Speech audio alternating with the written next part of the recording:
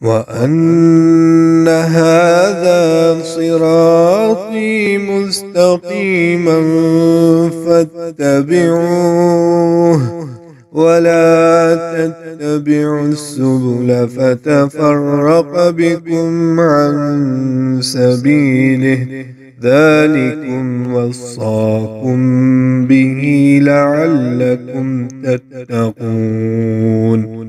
أعوذ بالله من الشيطان الرجيم. بسم الله الرحمن الرحيم. السلام علیکم ورحمۃ اللہ وبرکاتہ۔ سوال پوچھا گیا ہے کہ زیر ناف بال کہاں تک کاٹنے چاہیے، اس کی حدود کیا ہے؟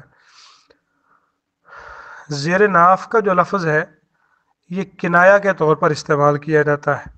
حدیث میں ان بالوں کے لیے عانہ کا لفظ استعمال ہوا ہے، جس کا اہل لغت نے ترجمہ یہ کیا ہے کہ عورت کی شرمگاہ کے ارد گرد اگنے والے بال عانہ دراصل اس ہڈی کو کہتے ہیں جس پر یہ بال اگتے ہیں۔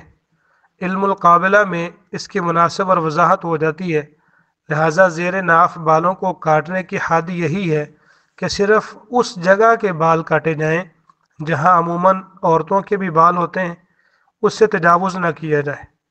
عورت کا نام اس مسئلے میں اس وجہ سے ہم نے لیا ہے کہ مرد کے تو عموماً تمام بدن پر ہی بال ہوتے ہیں، جبکہ عورت کے صرف اس مخصوص حصے پر، یا پھر آپ اپنے پیٹ کے نچلے حصے کو دبا کر دیکھیں تو ایک ہڈی محسوس ہوگی، جہاں سے اس ہڈی کا آغاز ہوتا ہے وہیں سے بال کاٹنے کی ابتدا کریں، کیونکہ یہی ہڈی عانہ کہلاتی ہے اور اس پر اگنے والے بالوں کو بھی عانہ کہہ دیتے ہیں۔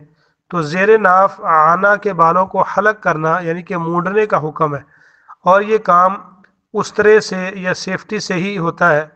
اس مقصد کے لیے استعمال ہونے والی کریمیں، پاؤڈر اور سپرے بالوں کو مونڈتے نہیں ہیں بلکہ انہیں کمزور کر کے توڑ دیتے ہیں، جبکہ شریعت کا مطلوب انہیں مونڈنا ہے۔ اسی طرح بغلوں کے بالوں کو شریعت نے اکھیڑنے کا حکم دیا ہے، تو لہٰذا انہیں کھینچ کر جڑ سے اکھیڑا جائے۔ مونڈنے، کاٹنے یا توڑنے سے مقصد شریعت پورا نہیں ہوتا۔ اسی طرح کچھ لوگ رانوں کے بال بھی مونڈ دیتے ہیں، جبکہ عانہ شرمگاہ پر اگنے والے بال اور اس کی ہڈی کے بال ہیں۔ ران جو ہے نہ تو وہ شرمگاہ ہے اور نہ ہی وہ اس کی ہڈی ہے۔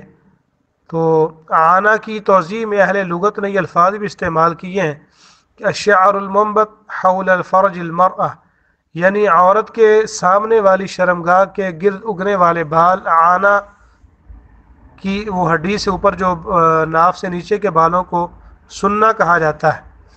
تو اس میں خصیتین اور ذکر تو شامل ہیں، مقعد نہیں ہے۔